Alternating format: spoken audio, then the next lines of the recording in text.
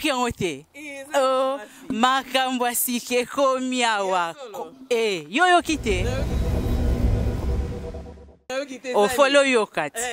babi sita sika ekomi pa na biso awa na Dublin na Irlande Congo Millennium donc luka no kutubisika msute donc soko lingo luka ba information nyonso beta kaka www.congomillennium.com.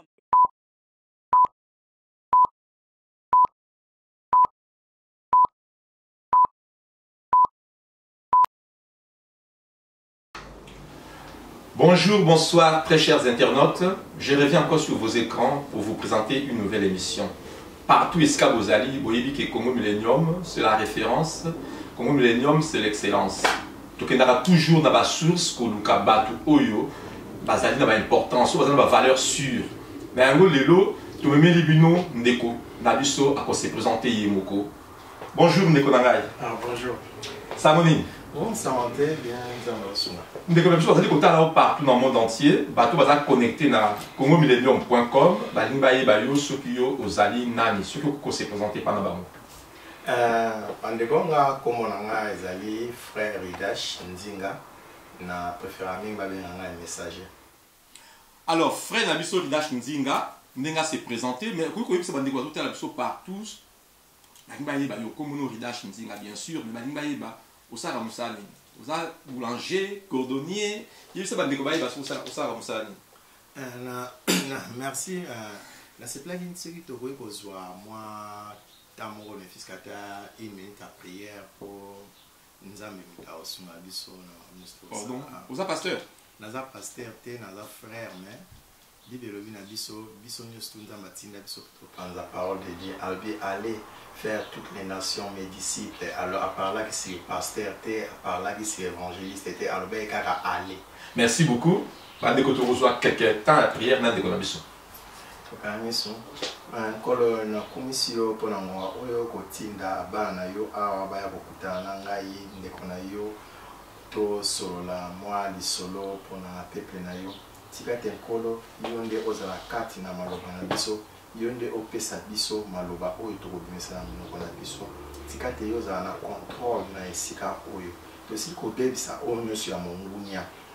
ya kobimisa maloba mabe na monoko pe ya kofinga ya kotonga ya critique tosili kobenga nango na kombo na Yesu Kristo kolo yo nde ozala na biso yo nde osunga biso et jusqu'à la fin. Merci Seigneur Jésus. Amen. Amen. Na muni tozali penza ya kopambwa ma Congo Millennium ezali ya kopambwa ma ndeko Ridash amemi libiso prière pour nous surtout tout ça kana mokilo soki nzambe ati lobo côté il marche à côté yango biso Congo Millennium tozali toujours kokende liboso parce que tout ça ka prière liboso. Alors ndeko yebisa bandeko azali kolanda biso frère Ridash azali nani frère Ridash asaka musalami. Merci. Nga frère Ridash azali ndeko oyo nzambe atie pona loyembo azali kopesa message oyo nzambe azo ko inspirer ngai na loyembo donc naza messager de Dieu. Ah frère Ridash azali messager de Dieu donc azali musicien otobenga ba musicien chrétien. OK na lingara vraiment ba benga vraiment message chrétien parce que malgré na yembaka ndito baka musicien mais nga monaka naza messager. Frère Ridash azali messager bien sûr tokokota na kati ba message au frère Ridash apesaka mais frère Ridash mais pourquoi yo poneka ozala messager alors que nde nazo monela yo mais on dirait na wingi po ngaza na bien hein na wingi po ngaza na bien mais nde ni ka yo ponika ka message oponika kozala musicien ya nzambe ndenge to benga amoni ndeko makambo nyonso ezalaka nzambe ye moko nzambe soki abengi abengaka ye moko ayebi ndenge abengaka moto ozomona nzambe moto abengi nga mpona inspire nga wa message napesa na peuple na ye mais ngai yebi yo bien ngai yebi yo na makambo ya message te nayebi yo makambo ya nzambe te ngai yebi yo na bandule nayebi ke okendakenda besika ebele batikatika wana banzembo ya musicien ebele mais ebandeli ndenge nini kaka lelo oyo yo kota na makambo. Merci ndeko na ngai bon omoni mutu na mutu azalaka na vie na ye na sepela mingi kotala mpona tanga mingi histoire ya apôtre Paul po yango fortifiaka ngai mingi ozomona nayalaki na nzela wana bande kobwaka nga na bawenge babokese ebele babwaka ebwa ngai bakofi bapapa wamba na babwaka ngai c'est vrai eza lokuta te ezalaki passé na ngai mais soki otali mpe apôtre Paul abandaki koboma bachrétien apôtre Paul aboma bachrétien apôtre Paul abandaki kosala mosala oyo lelo tokoloba apôtre Paul tokoloba mpe kitu na baterme lelo tokoloba azalaka walas to alaka buda ayiyanke ye kutu yanke te walas koboma vraiment mais ntango apôtre Paul akutanaki na nzambe na nzela ya Damas vi na ye changeaki akomaki kosalela nzambe ya solo apôtre Paul vi na ye changeaki mpe akomi balivre ebelebele oyo totanga c'est vrai. Alors eloko nini esalaki tout d'un coup yo otika ozwaki mpo bato mingi tomonaka ke azalaki ne na bavie wana ya mystique mais eloko moko eyele na la vie mbala moko achange face yo lelo ni etindaki yo mpenza ke obima na monde wana mpo kota na monde oyo okomi lelo. En tout cas ma ti lelo question no nasepeli nango mingi nasepeli na question no mingi mpo nga moko mpe na mitunaka na kamwa ane nakomamo na mitunaka yango tro nakamwaka mpe ngai moko minabia tant sous musique oyo ya kote kuna ezosimba su mingi te bien lupembe eza te omoni ke facilité eza koto yango yoaki no koto te eza question wana te frère eza question wana côté le plus pete te moni frère problème na nga vraiment yaki makasi te ezalaki ke mpona koma oyemba ata ntango na banda okende nanga baboite ata ntango na okende nanga baconcert ata ntango bapompe ngai mais na banda ocomprendre te toujours so navandi banzembo ebanda oyela nga na motu mpo nga nakoma nzembo te ye bato bakoma banzembo akomi lelo lobi te nga nzembo eyelaka nga na motu nzambe t'inspiraka oui nzembo eyelaka nga na mélodie ata nayemba ngo nzembo mwa natali na bible namoni ma réseau donc eza ma parole liée na bible. Merci ndeko nanga Ridash. Même au côté ça fait combien de temps bando côté na makambo bando comme messager ça fait combien de temps bando le ki na bima na monde wana ko na monde oya nzambe ça fait combien de temps liboso ezalaki nango kaka nazokende koyemba moko na kumstance pela mingi na pasteur na biso en tout cas nzambe ya pambole place azali parce que malgré ndenge na yalaka so ye aboyaka ko tianga na liboso pasteur na bi non baza pasteur nga tous les pasteurs balaka ba mais pasteur oyo lobi ke nzambe pasteur Remba kala na ba je crois 2004 2003 espète na dona bananza toujours na posana kele yemba la chanson individuelle na kene ko yemba mais na notala ka makemba bo ba tala ka je pas comparer na bango yeba nini et ça de passer Remba encourager yo passer Remba encourager nga première fois na kena liboso a permettre nga na yemba na lobi bon na zoka parole moka loba o epesa encourage na loba de na batu kenabi bandeko na ye na yembela nzambe nga na nzambe nde ka na za na linga nga bo juger nga te na ye nde nga na za nzambe moko asala kati na ngai mais frère Ridash banda obanda koyimba parce que rimba pusaki obanda koyimba puis près na kasi apusaki ngai te encourage ngai na kasi église tant na yembi nzembo na yembaka eloko esala nga su epesa nga su courage tant na sisi koyemba na kokutana na évangéliste Jivens na vie aye mpe mtakoma conseiller nanga aloba na ngelo mo alobi na frère woni nzembo oyembi na église dimanche kokanisa te euti mpona yo moko nzambe mabenga yo évangéliste Juvens les titulaires de Jivens Chichu voilà abinanga les titulaires abinanga ke nzambe vraiment abengi yo mais yo ozoyeba te mais nga na oyebiso lelo nzambe abengi yo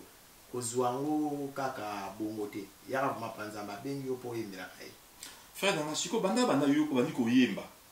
ça fait combien de temps à peu près bon na bandaki na 2005 kaka 2005 jusqu'au 2014 non 2005 kaka ça fait déjà à peu près 9 ans après 9 ans mais banda 9 ans obandi koyemba et ce au bimisaki nzembo moko bato ayokaki na mokili pour album à train à Lola album ya train à Lola yo tu bimisaki album la train à Lola oui ah bon ndeko Ridash l'album oyo oti koloba premier album na yo train ya lola ezaki na nzembo on abi tote ya ndeli loba ezaki nzembo moko ezaki nzembo moko kitoko est-ce que okoko yemba bandeko za partout ba meka ko sepela na nzembo ya tote ya ndeli loba na album ya train ya lola olinga oui na yeso ngai baki album on l'a très bien mais baki mutayi baki ya moté en tout cas nzembo on est touché ngami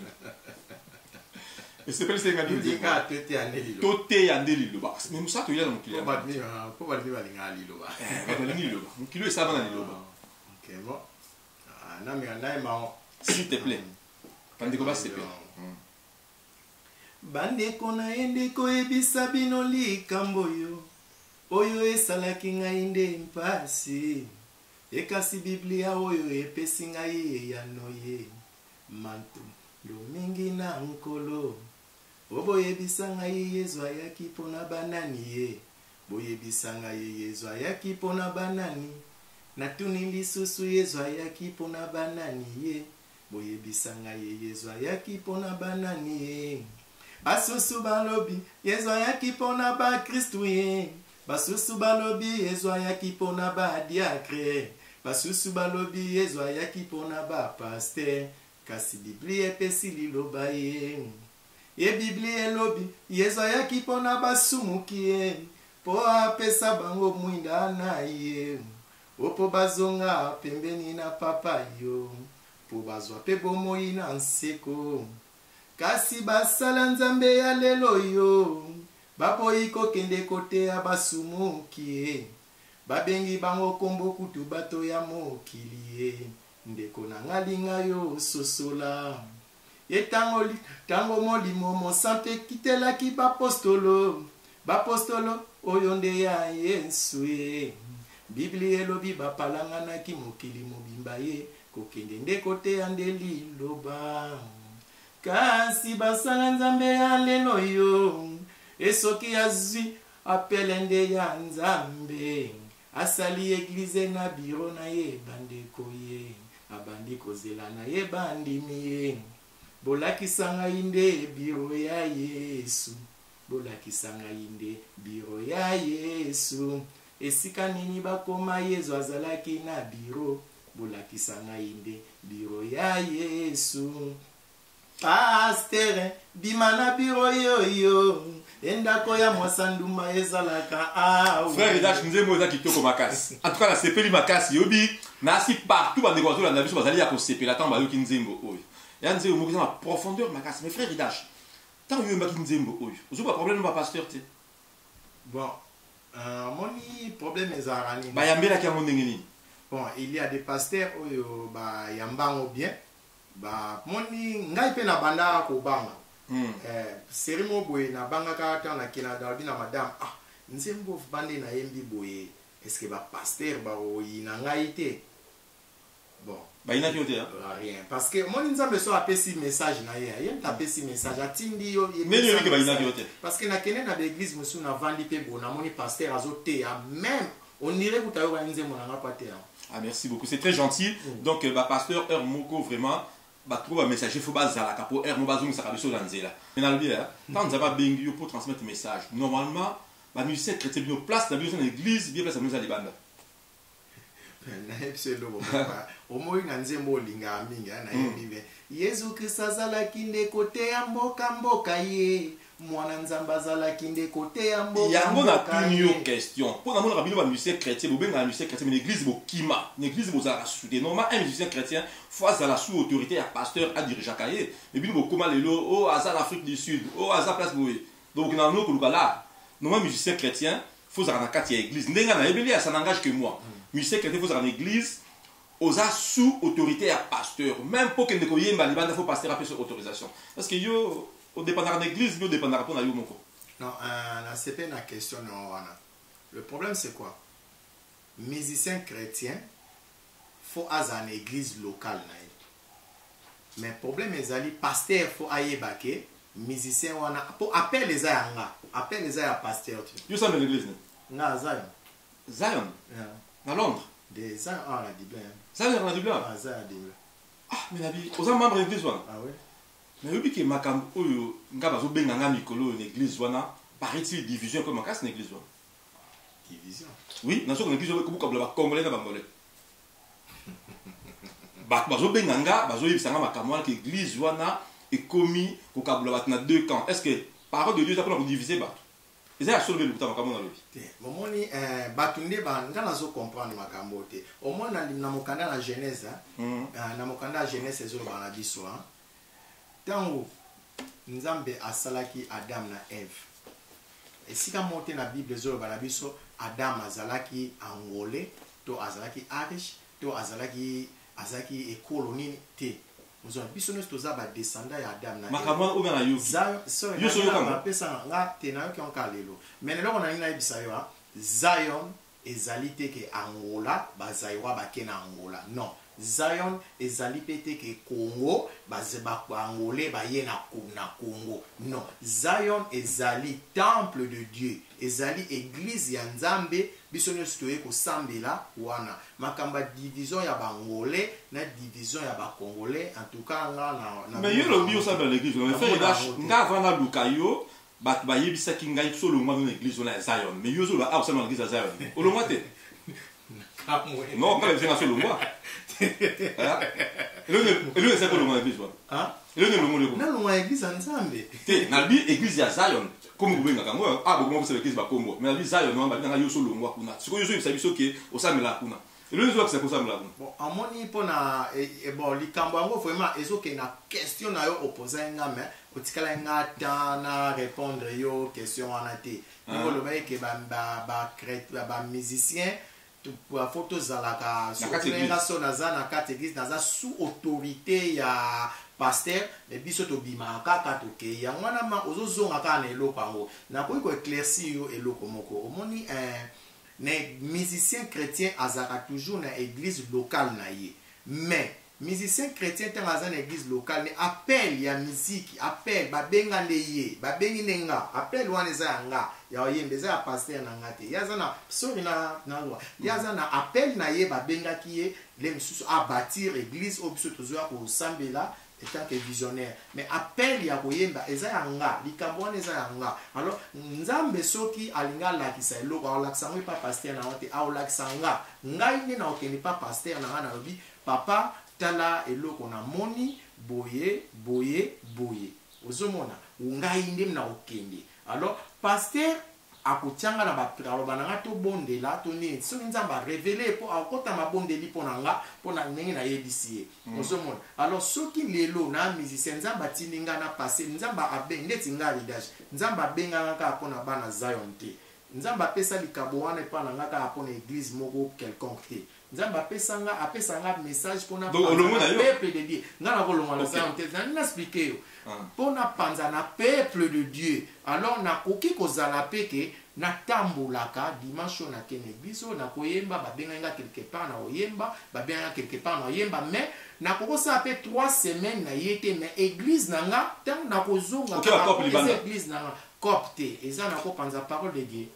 Merci beaucoup Ndeko mais naza moi na Zion banon Ndeko ngai na komi koyoka partout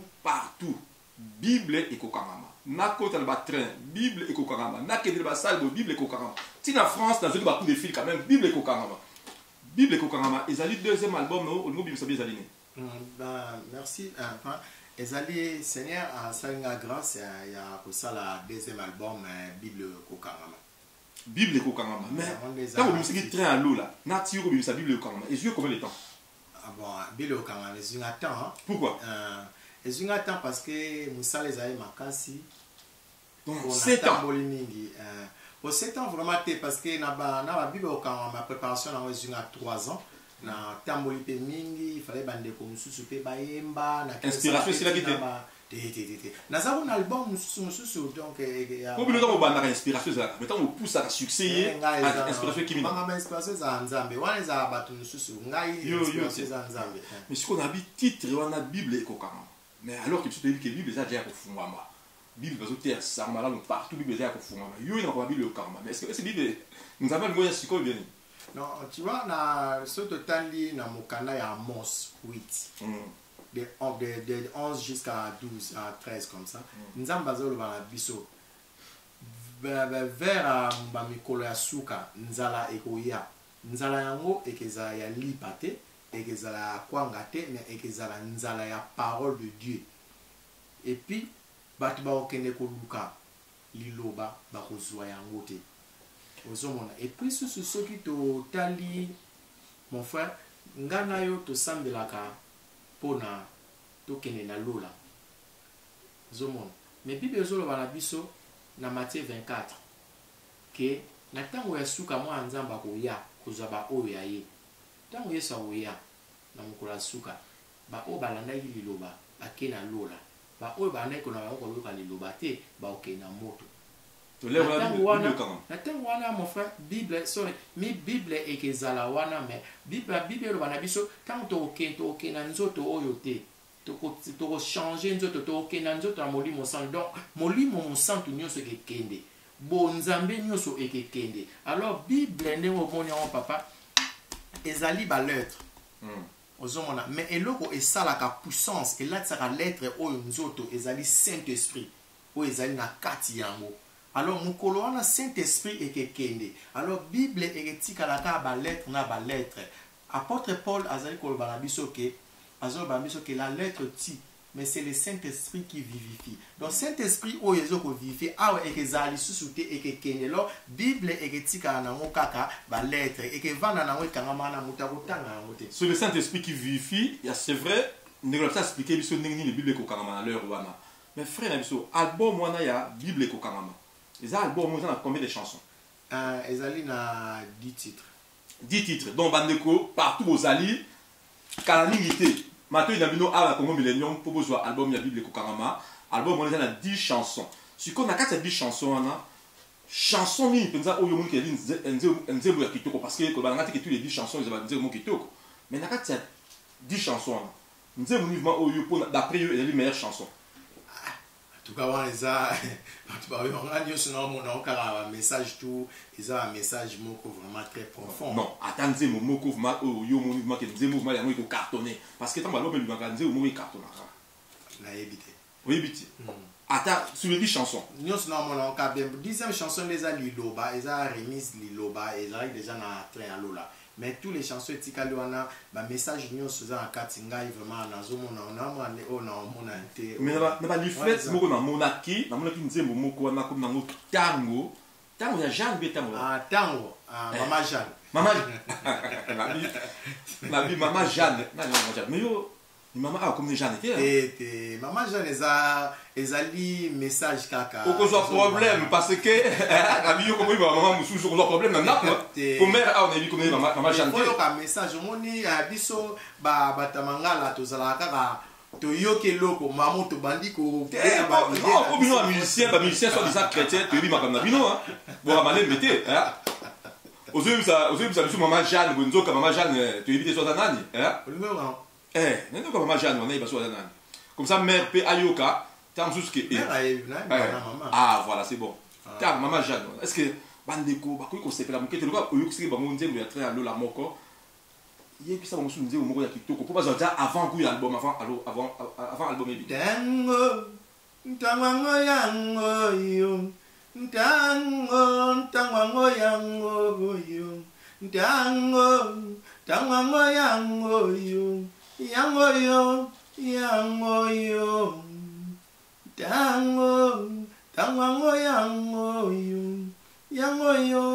yango yo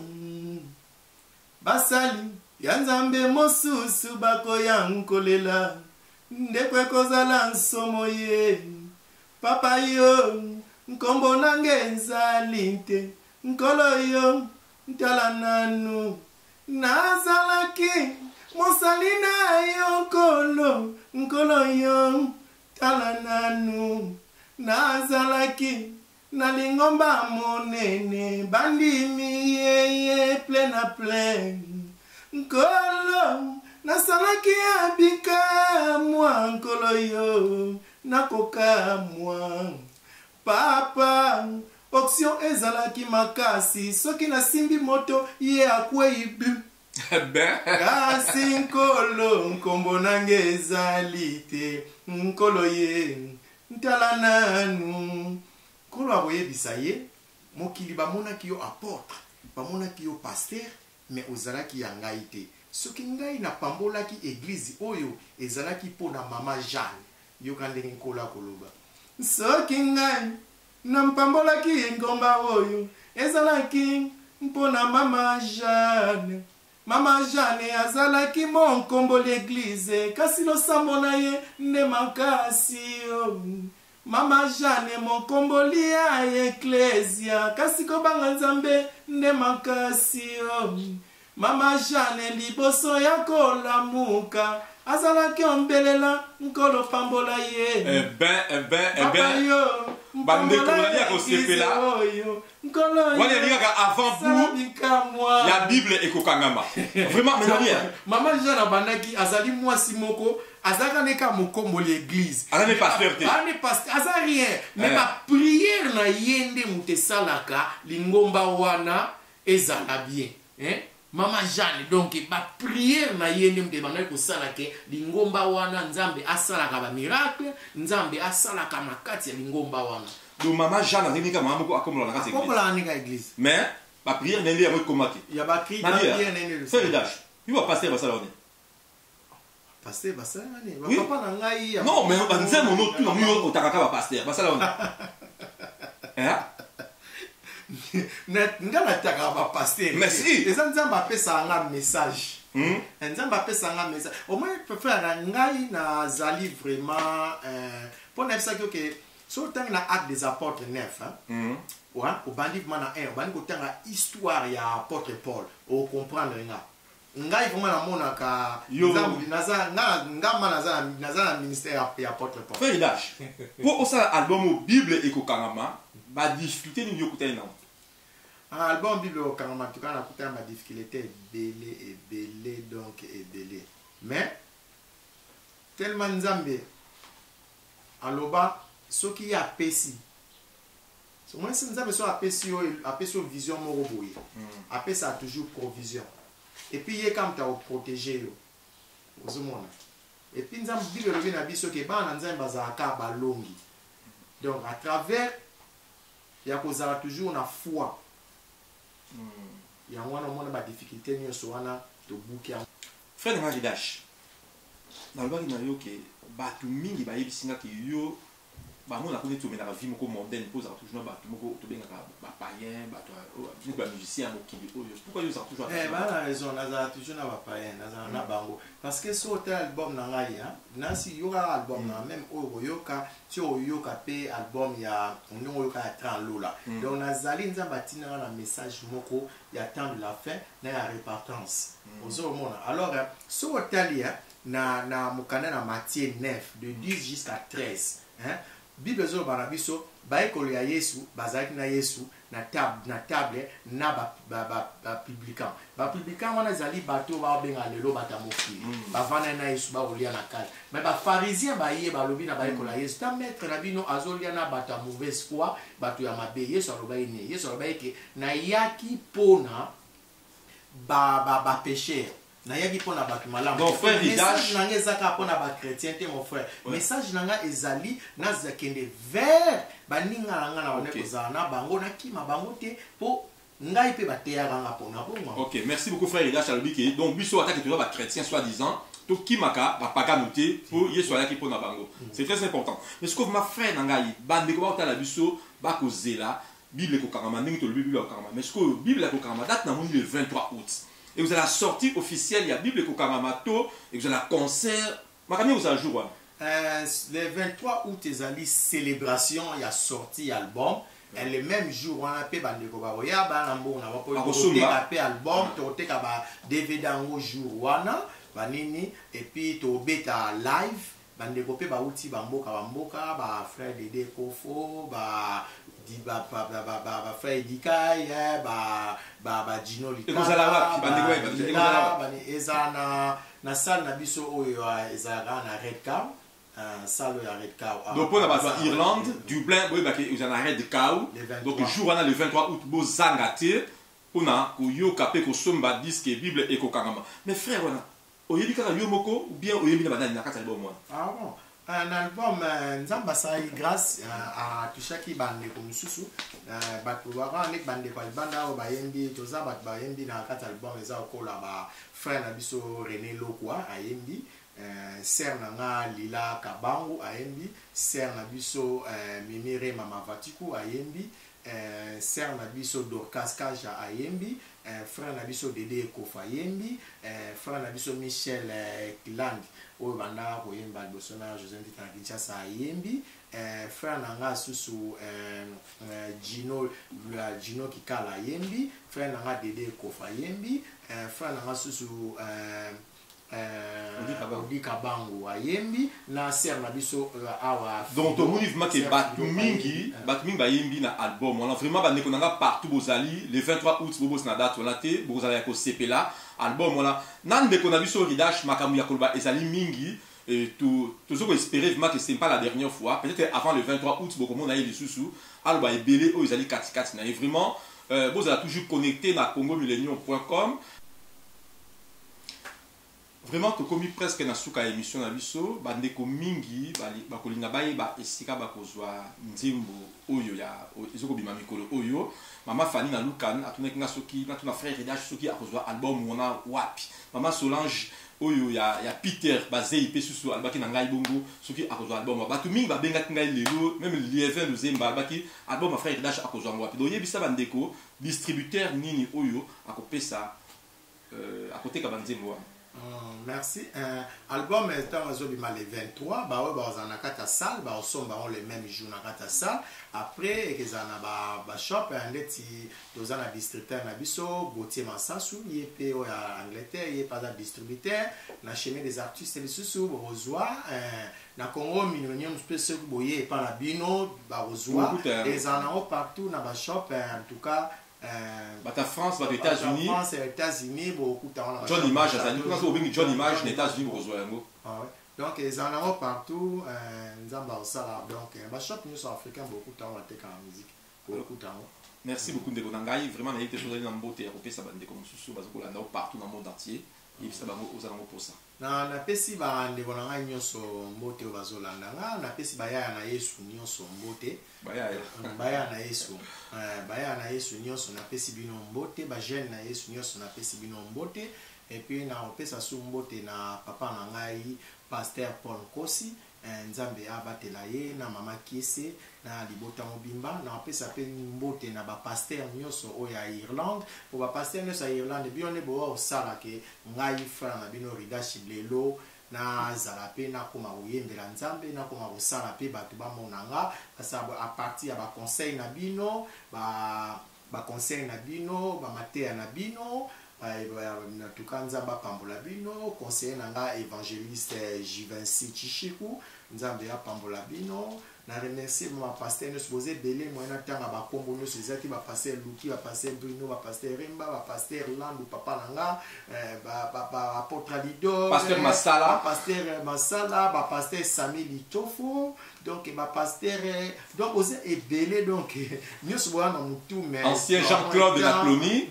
bango nyonso bazali ba pasteur tout donc ba pasteur pongai no monanga tous les pasteurs à Irlande